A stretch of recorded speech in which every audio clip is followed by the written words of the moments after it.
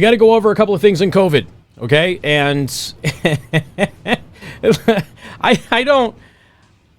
I hate being the guy who comes on here so much and says, told you. I know that it's a joke, the hashtag told you thing. I get it, but I hate being that guy. I really do. But unfortunately, that's kind of where we're at. So first, we're going to start in Michigan. All right, the Michigan House is voting today on repealing the governor's emergency powers. So again, keep an eye on that. There is a new study out that suggests the Johnson & Johnson vaccine is completely ineffective against the Delta variant of COVID.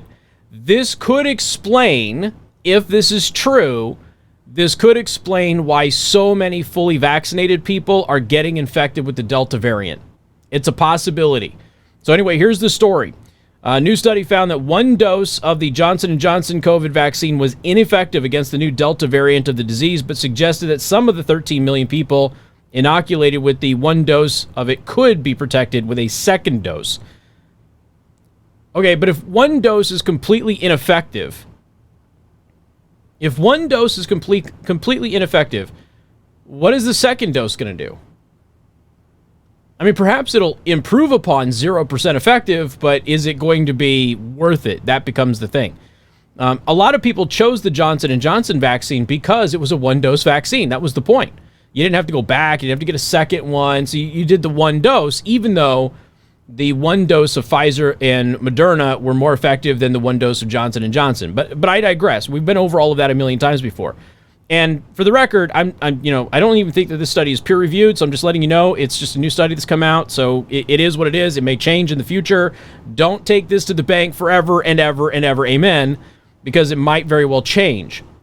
The message that we wanted to give was not that people shouldn't get the Johnson & Johnson vaccine, but we hope that in the future it will be boosted with either another dose of Johnson & Johnson or a boost with Pfizer or Moderna. That's according to a virologist, Nathaniel Landau, the leader of the study who works at NYU's Grossman School of Medicine. Now, this is all in the New York Times. I'm getting it from Newsmax. Other medical professionals have echoed Landau's position that in order for some of the vaccines to be effective, 2 doses need to be administered. I've always thought and often said that the Johnson & Johnson vaccine is a 2-dose vaccine, says virologist John Moore. Okay, well, he works at Weill Cornell Medicine in New York. Okay, this virologist, let's go back to the video that I uploaded today was a segment where by the way, I did a lot of funny things to Jen Psaki on video in that video, so I hope you go watch it on rumble.com/Casey the host. But it was about Jen Psaki talking about how they were flagging posts, the White House was. They were flagging posts for misinformation so Facebook could take them down. Okay? They then walked that back the next day. Said, oh, no, we're totally not doing the thing that Jen Psaki told the entire country we were doing yesterday. Of course you are. You're totally doing it, and now you're lying about it. So she let the cat out of the bag. But this goes back to that censorship thing. Here's virologist John Moore. Was John Moore censored? Would he be considered a censorable person on social media if he's running out there and going, you need 2 shots of Johnson & Johnson, while Johnson & Johnson, the CDC, and the WHO are all telling you it's 1 shot? Would he have been a guy that was censored by Facebook and the experts, because he's a virologist at a prestigious medical institution? And he's out there saying Johnson & Johnson's supposed to be a 2-shot vaccine, guys. But that's not how it was sold. It was sold as a single dose. So I'm pointing these things out.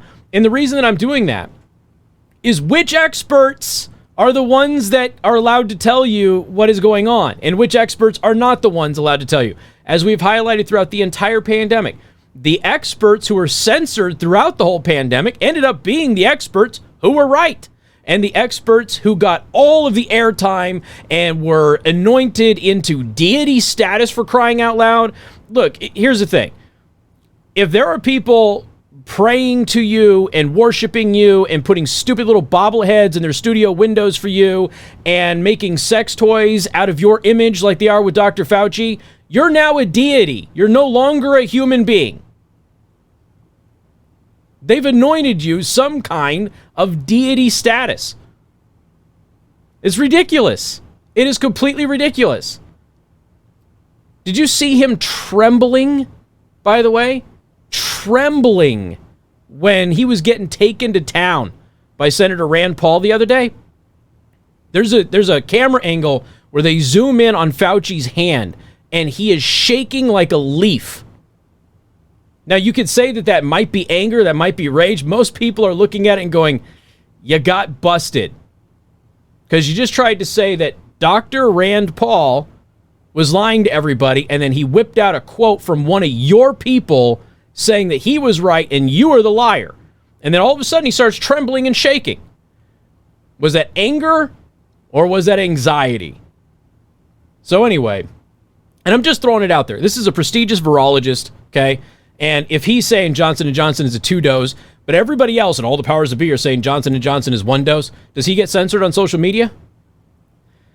Moore also pointed out several studies that administered Johnson & Johnson vaccines to monkeys and people, which showed greater efficacy after 2 doses rather than 1. Okay. But are those studies allowed to be told to everybody on social media? It doesn't make any sense because they're just picking and choosing random crap to censor. They're not basing it on science or evidence or anything else. Isn't it interesting how they keep talking about how Fauci's allowed to change his position on a couple of things from the beginning of the pandemic because the science evolved. But every time the science evolves to prove that Fauci and the public health officials that are running your lives right now are all wrong, they immediately censor those studies. Why is that? Why is it? Ask yourself this. Take a step back for just a second. Get yourself out of cloud world, okay? Why is it that at least a dozen studies that have come out, which have shattered the narrative on masks, vaccines, surface infections of the virus, etc. Why is it that every single one of those that comes out gets censored and pulled right after the scientists are threatened with their jobs? Why do you think that is? How is it that you have so many studies which show the same things, which are counterpoint to the established narrative that you're running into every single day? And every single one of those studies that gets published gets retracted within a few days. And it seems to happen after there is a backlash and a call for the jobs and defunding of the labs that actually put out those studies. Why do you think that is?